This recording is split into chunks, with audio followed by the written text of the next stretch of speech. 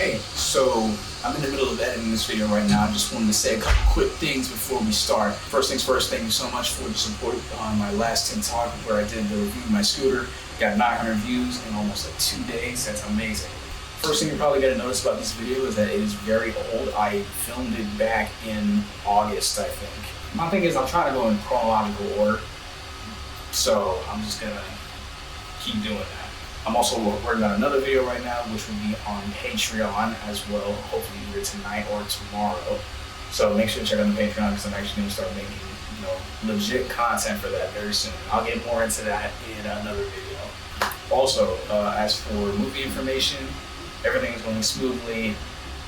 Gear should be coming in the mail in a couple of days. We just did media day, auditions are done, but I'm still taking roles for extras and background characters and stuff. So just get in contact with me if you are interested. I'm also going to be reaching out to students on social media like Yik Yak. Yeah, that's it. More movie news coming soon. Sorry that I haven't said much other than that it's going well. I can't really go into much detail right now. And yeah, check out the Patreon. All right, I'm out.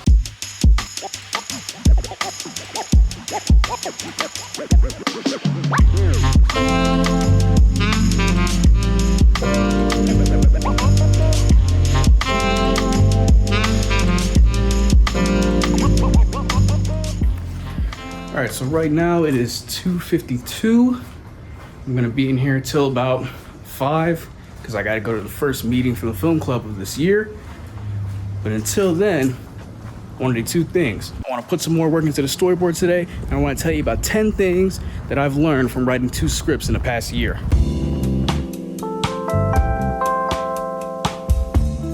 So before I get into all the little tips or whatever, just know that I'm not a professional screenwriter and this is all just for entertainment. But let me just get right into it. So first tip is the characters write themselves, basically. What do I mean by that? So basically what I mean is that, where's White? There it is. You think you know the character simply because you're writing the character, but you don't exactly know every little minute detail about the character. Similar to how you don't know every single minute detail about a person, whether you've known them for 10 years, 5 years, 15 minutes. But what's gonna happen is like when you're like halfway into writing the movie, the characters, well, like I said, the characters sort of start writing themselves because now you've kind of developed a personality that's based off, all of the backstory that you've written and off of like how they've interacted with other characters throughout the previous scenes. So for tip number 2, I wrote, writing about things outside of your comfort zone is a lot more fun. I enjoyed writing about Guiding Light, my first movie, but I definitely had more fun writing about writing Infinity Found because it's something so different. Like I'm writing about perspectives that I never really had before. Some things I kind of know, some things I kind of don't. Like obviously this is the first movie I've ever had to write with a female character. I'm gonna do this again. Okay, so this next tip is a callback from the first one. Every character, regardless of how long they're on screen, regardless of what their purpose is in the movie, every single character in your movie needs a backstory. It just helps. This is a tip Corbin kind of gave me when I was first doing auditions and stuff. He told me what John Hughes used to do. John Hughes, the guy who made Breakfast Club. He said what he would do in order to get a better performance out of his actors, and that he would give just a lot of extra backstory to the actors, about the characters, stuff that we would never know about. So it might sound like a waste of time, but it ended up making the performances 10 times better. He gave me an example from Ferris Bueller's Day Off. I've only seen the movie once, so I don't remember the whole thing he said. Basically, just trust me, the man dropped a dime on me and I was like, all right, I'm gonna use that. And think about it like this, since you and the actors are the only ones that are gonna know about this backstory, you can basically tell them whatever you want, as long as it's gonna be useful and it's gonna produce a performance that you want out of the actors. It doesn't really matter what you tell them.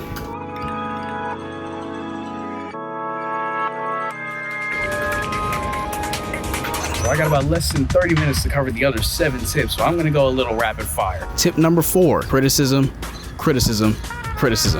Criticize the life out of your scenes. It's important. You need to make sure that you're not writing crap. If you need to read a scene 10 times over and take multiple days just to make sure that what you've written doesn't need to be deleted or edited or any kind of way, you need to do that. There were a couple scenes in Infinity Found and in Guiding Light that either got deleted or have just been edited to the point where it's almost like a completely different scene now.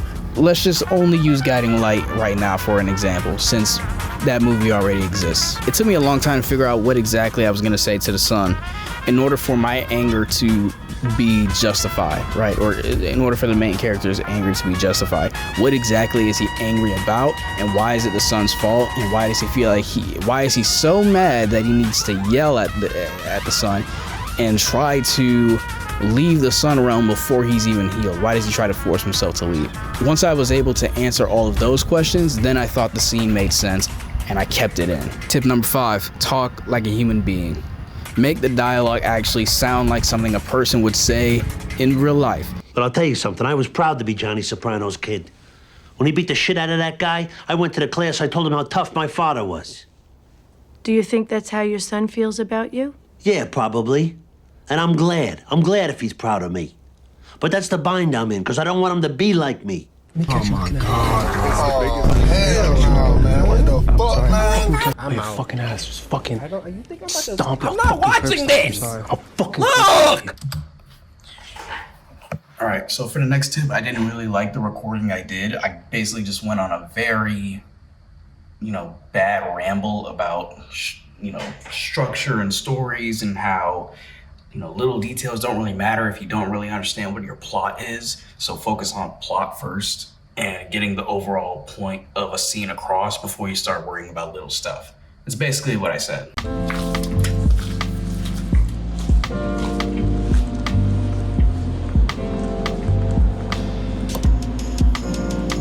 She said the room was 116? Oh, it's clean as hell. What's up, what up, what's up, what's up?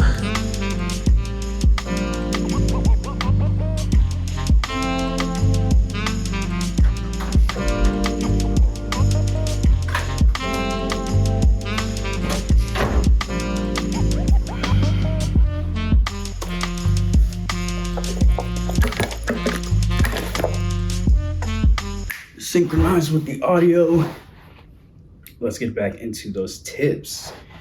Tip number 8 is pretty simple. Inspiration can come from anywhere. It can come from a friend, a stranger, just being outside. It can come from literally anywhere. I think you need to be constantly either looking or doing something that's, you either consider it new or something that's just outside of your comfort zone in order to constantly generate new ideas. It makes you think of things that you would never even consider when it comes to a creative process.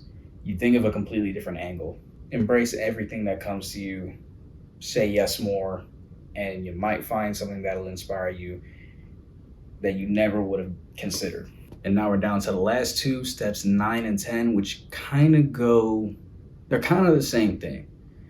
Tip number 9 is to allow yourself to be a little selfish with the process. This is your movie after all. I just heard a quote from the woman who just made the Barbie movie. She said, at the end of the day, you are the only person that really wants this movie to be made. And there's no reason for your movie to even exist. At the end of the day, you're the only one that really woke up and said, I have this particular idea and I should do it. Unless, of course, we're talking about another Batman movie, because everyone wants another Batman movie, but not everyone wants Guiding Light 2.